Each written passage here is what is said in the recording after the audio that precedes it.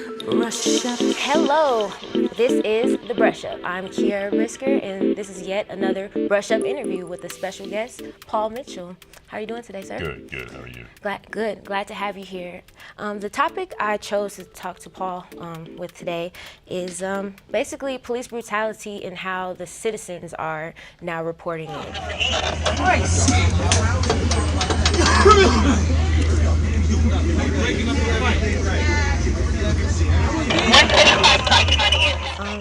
Do you see a difference in how police brutality is being, shined on nowadays in the news?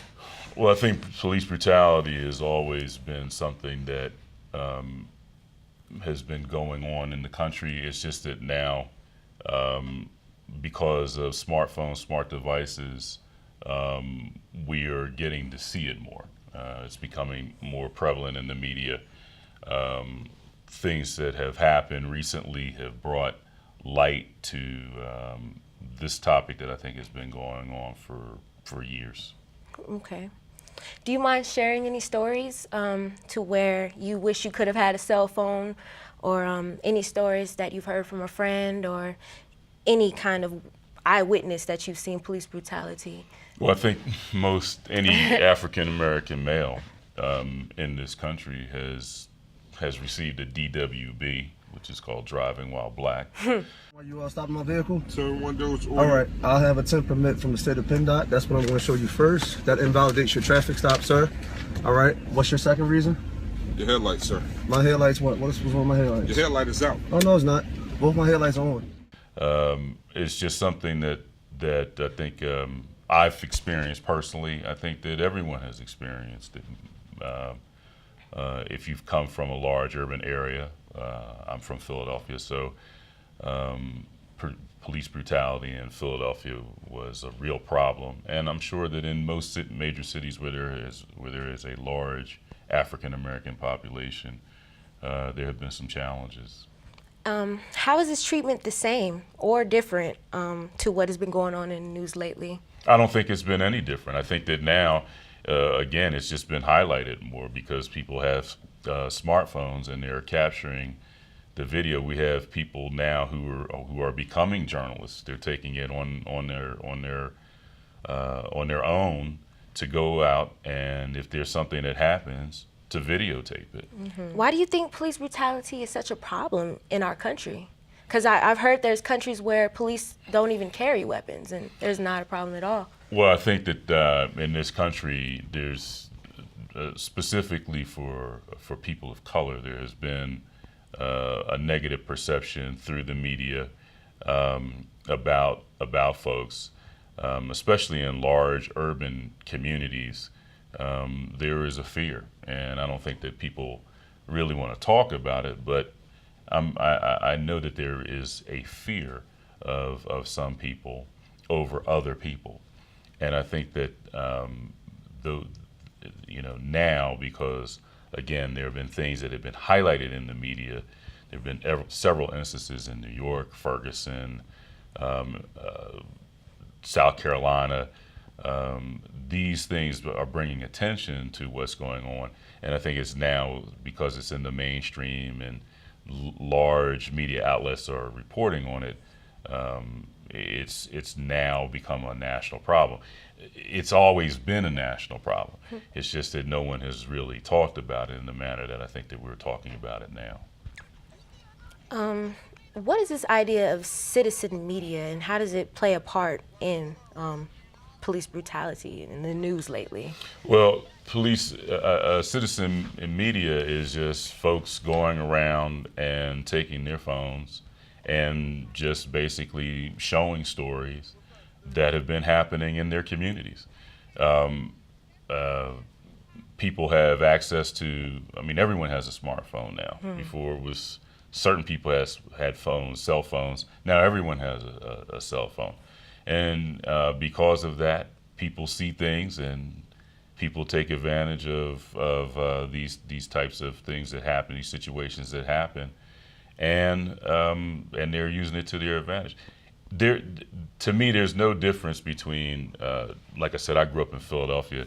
There was a guy named Chuck Stone, and Chuck Stone was a reporter in Philadelphia, and when people surrendered themselves to the law, because they would surrender themselves to Chuck Stone. And the reason they did that was because of the instances of police brutality in Philadelphia. So what Chuck would do would get a photographer, and they would take pictures of people, and they would show them before they were incarcerated, and then just because, so that they would have a record of this is the way I was. So I don't think that there's really been any difference. It's just that it's on a larger scale now. You're talking about just African Americans and the police. This is a question that I want to ask. Where do you think the origin of policing stemmed from?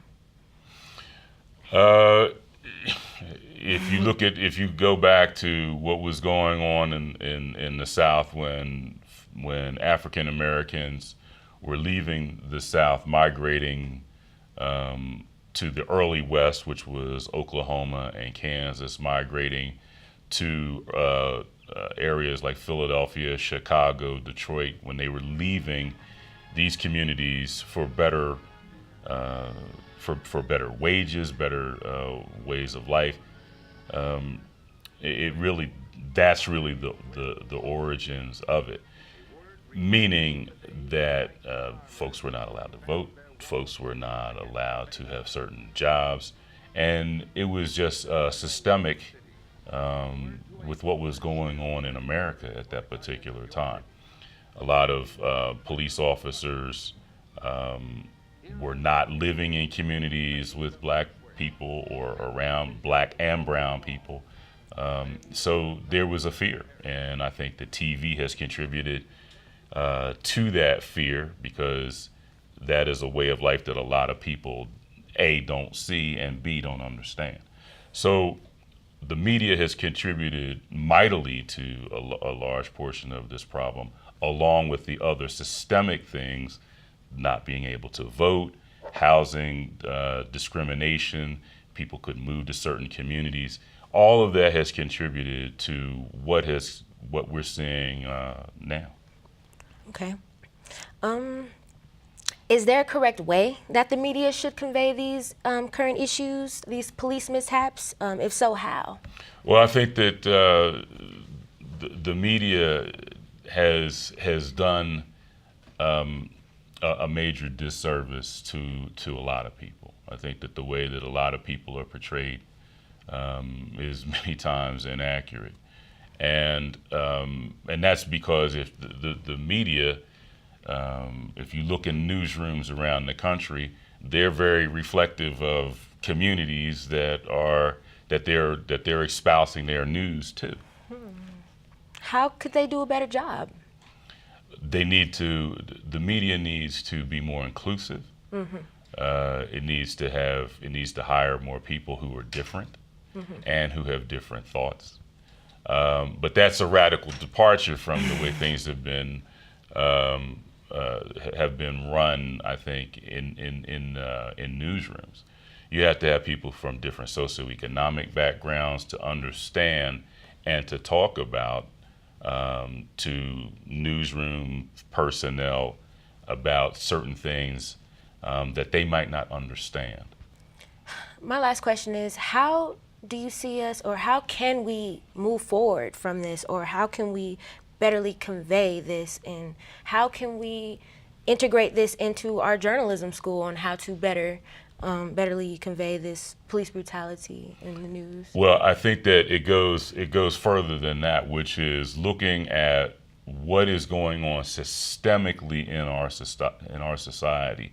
How come graduation rates of African Americans are significantly lower in elementary school, grade school, middle school, so forth and so on? How come there is socioeconomic disparity in terms of housing? These things contribute to why there are these inequities. These things contribute to why people who are poor people are gunned down in communities, and we never hear about that. So looking at stuff systemically as a university, I think it would be a start. And having conversations with police and police officials is something else that can be advanced throughout the country. I agree. Thank you again, Paul, for taking the Thank time you. out interviewing me. Being a part of this interview. Thank you for being a part of this interview. Thank you. I hope this message will get spreaded around campus and more conversations will be, coming to life, revolving around citizen media and police brutality conveyed in the media. This is The Brush Up. Thank you.